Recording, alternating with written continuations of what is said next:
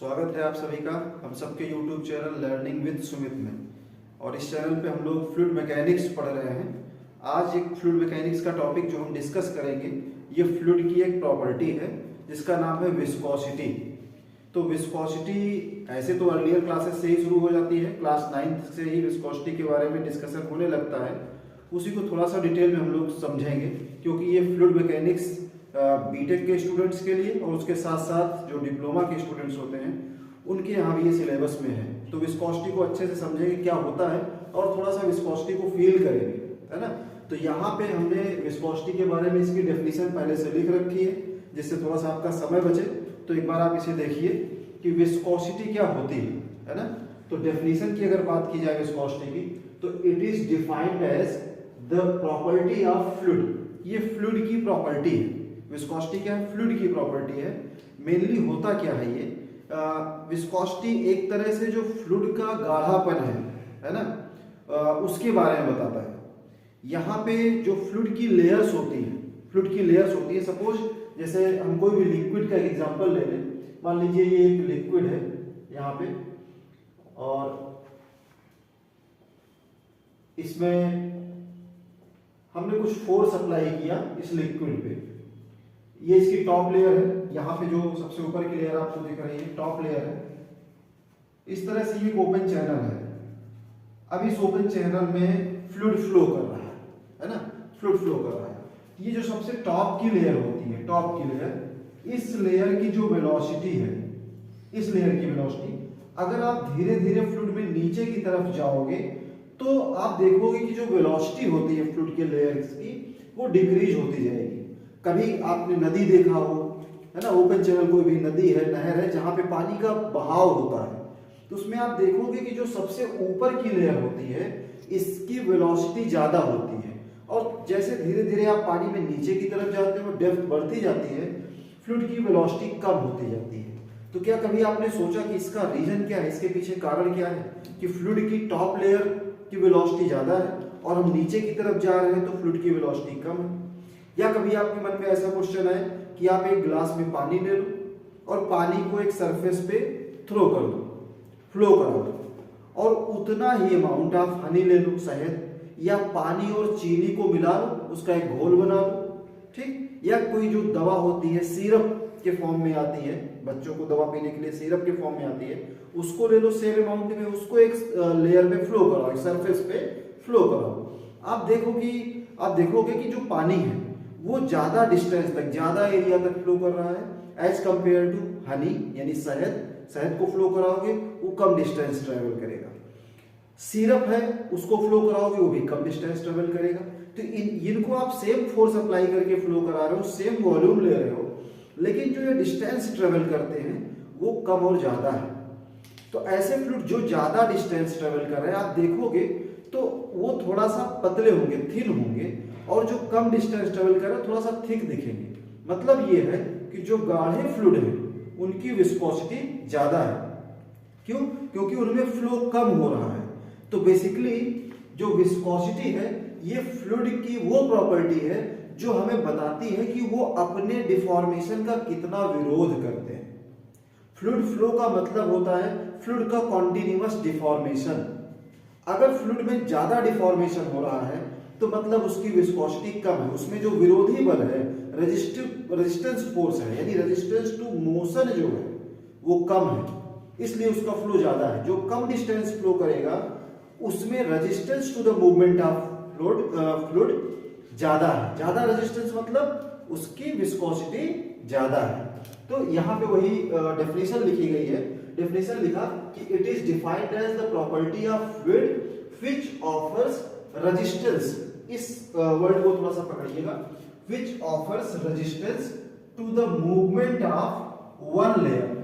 जैसे ये एक लेयर है, एक लेयर ये है ना, अब इसका मूवमेंट हो रहा है, तो ये जो नीचे वाली लेयर है, नीचे वाली लेयर, इनके मॉलिक्यूल्स इस लेयर के मोशन को अपोज करेंगे। अगर इस पे राइटवर्ड डायरेक्शन में फोर्स लग रहा है तो ये जो नीचे वाली लेयर है वो इस पे अपोजिट डायरेक्शन में फोर्स लगाएगी। नीचे वाली लेयर इस ऊपर वाली लेयर को आगे जाने से रोकने की कोशिश करेगी।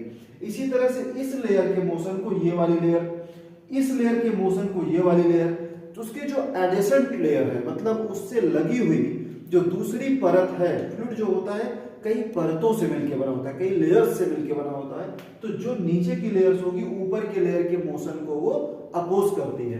तो which offers resistance to the movement of one layer of fluid over another adjacent layer of fluid. तो उस फ्लूइड की जो नेक्स्ट लेयर है उससे लगी हुई लेयर है। मतलब आप कह सकते हो कि विस्कोसिटी एक तरह से resistance to change in shape है। जब हम मोशन को विरोध करेंगे तो एक तरह का ये क्या है, रेजिस्टेंस टू द मूवमेंट का मतलब हो गया resistance to change in shape, resistance to change in shape. ये resistance to change in shape को हम क्या कह सकते हैं, विस्कोसिटी। जिस फ्लूइड की विस्कोसिटी ज्यादा है उस वो अपने शेप में चेंज का ज्यादा विरोध करेगा। तो न्यूटन ने एक एक्सपेरिमेंट किया था, उन्होंने ये फाइंड किया, न्यूटन ने एक्सपेरिमेंट किया और उन्होंने ये फाइंड किया कि इसमें जो शियर स्ट्रेस होता है, शियर स्ट्रेस का मतलब हो गया resistive force to the cross sectional area, इनका जो रेशियो होता है वो शियर स्ट्रेस होता है और ये डायरेक्टली प्रोपोर्शनल होता है रेट ऑफ शियर स्ट्रेन या फिर वेलोसिटी ग्रेडियंट। इसको मैं यहां से समझाता हूं। मैं एक वेलोसिटी प्रोफाइल डायग्राम बनाता हूं, इसका वेलोसिटी प्रोफाइल डायग्राम है ये। यहाँ पे ये फ्लूइड की कुछ और लेयर्स बना देता हूं। अब ये जो वेलोसिटी प्रोफाइल डायग्राम बनता है इसका शेप कुछ इस टाइप से होता है, इसका शेप कुछ इस टाइप से होगा।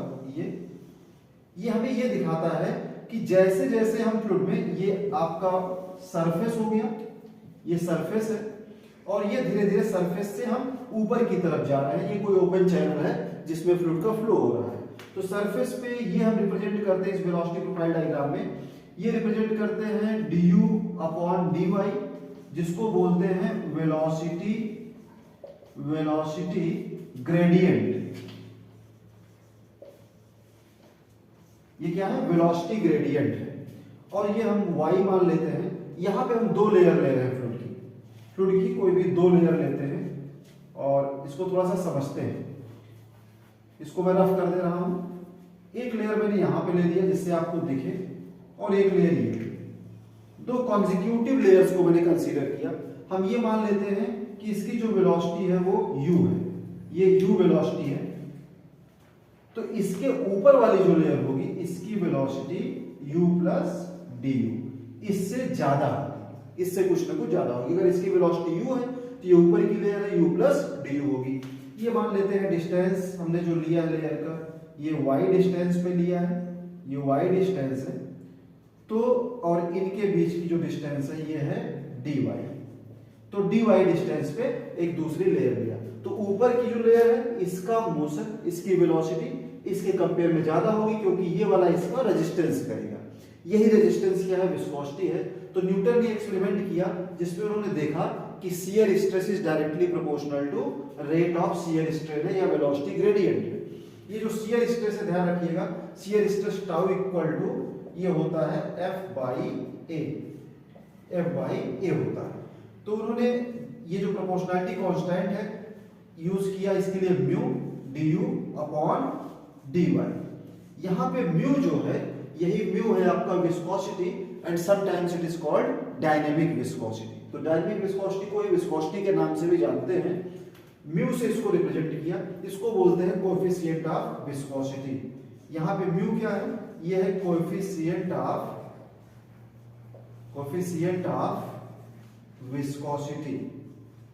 विस्कोसिटी।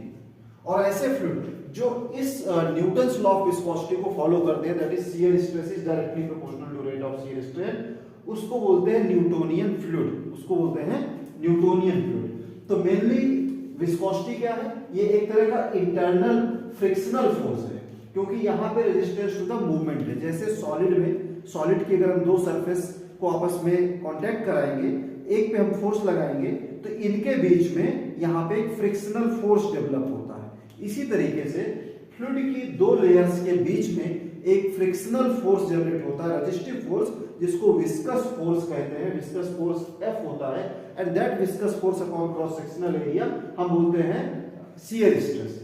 तो shear stress is directly proportional to velocity gradient और rate of shear stress and tau equal to mu d over d y, where mu is the coefficient of viscosity. तो ये तो बात हो गई विस्कोसिटी। विस्कोसिटी को और थोड़ा सा अगर हम जानना चाहें तो ये एक काइनेमेटिक विस्कोसिटी होती है। मैं वही सोच रहा हूँ आपको यहीं पे समझा दूं। काइनेमेटिक विस्कोसिटी जो होती है उसको न्यू से रिप्रेजेंट करते हैं। काइनेमेटिक विस्कोसिटी को न्यू से रिप्रेजेंट करते हैं। आप एक काम करिए, कॉपी और पेन अगर आप लेके बैठे हैं तो इसको आप नोट कर लीजिए। मैं 2 मिनट के लिए स्क्रीन से हट रहा हूं, आप इसे तुरंत नोट कर लीजिए या आप स्क्रीनशॉट इसका ले लीजिए, तो मैं इसके तुरंत बाद आपको इसी में काइनेमेटिक विस्कोसिटी बता देता हूं।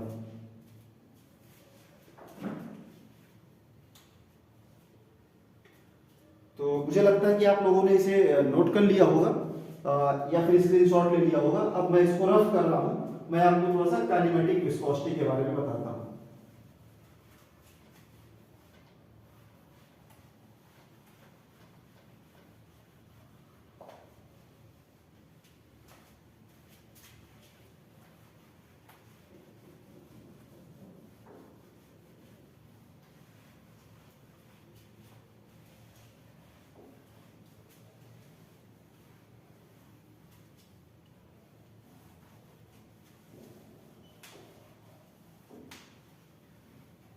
आइए हम लोग थोड़ा सा काइनेमेटिक विस्कोसिटी की बात कर लेते हैं कि व्हाट इज काइनेमेटिक विस्कोसिटी।